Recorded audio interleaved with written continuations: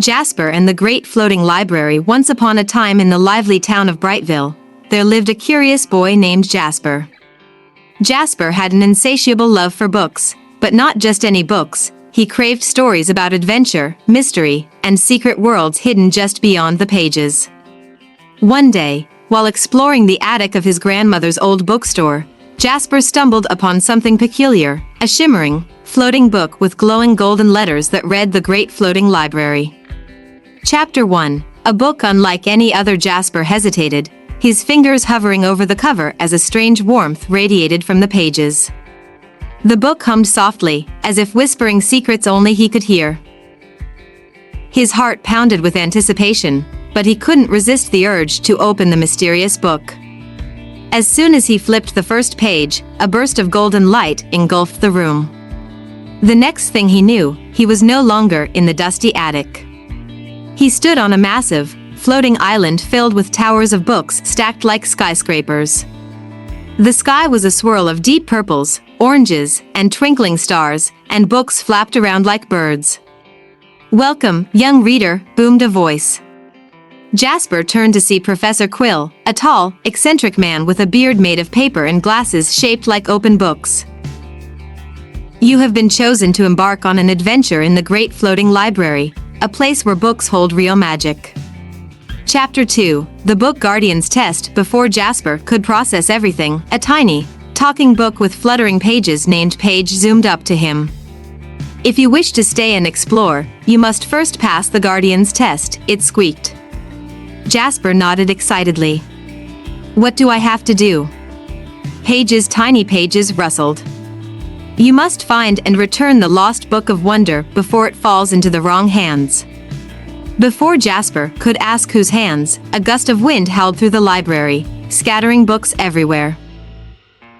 From the dimly lit corridor, a figure emerged, a cloaked figure with glowing red eyes, its ragged pages fluttering like tattered wings. The scent of old parchment and ink filled the air as the figure's long, shadowy fingers reached toward a nearby shelf. A deep, menacing laugh echoed from the shadows. "Oh no!" Page gasped. "The Book Bandit is trying to steal it." Chapter 3. The Chase through the shelves. Jasper sprinted after the Book Bandit, a shadowy figure with glowing red eyes and a cloak made of torn pages. They weaved through floating staircases, leaped over flying books, and dodged ink storms. "Give it back!" Jasper shouted. The Book Bandit cackled. "If you want it, you'll have to outsmart me." Just then, Jasper remembered something his teacher once told him: every problem has a solution hidden in a book. He skidded to a stop and grabbed a book titled Tricks of the Greatest Detectives. He quickly flipped through the pages and found a chapter on setting traps. Using the book's instructions, Jasper set a clever word maze trap. As the Book Bandit ran straight into it, the floating letters wrapped around him like vines. "Clever boy," the bandit grumbled, struggling against the words. "But I'll be back." Chapter 4. The Secret of the Lost Book. Jasper retrieved the lost Book of Wonder and hurried back to Professor Quill. As he handed it over, the book shimmered and opened on its own, revealing a golden feather. "This," said Professor Quill, "is the feather of infinite imagination. With it, a reader can create worlds beyond their wildest dreams. But in the wrong hands, it could erase stories forever." Jasper's eyes widened. So that's why the Book Bandit wanted it. He shuddered at the thought: if the bandit had succeeded, entire stories could have been erased, their adventures lost forever. The magic of books, the worlds they created, the lessons they taught, it all could have been undone.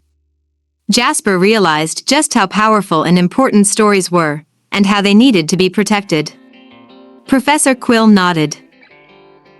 "But thanks to your quick thinking and love of books, you saved the library. And for that, you earn the title of Guardian Reader." A burst of magic swirled around Jasper, and his clothes transformed into a dazzling cloak of constellations. He grinned as the floating books cheered around him.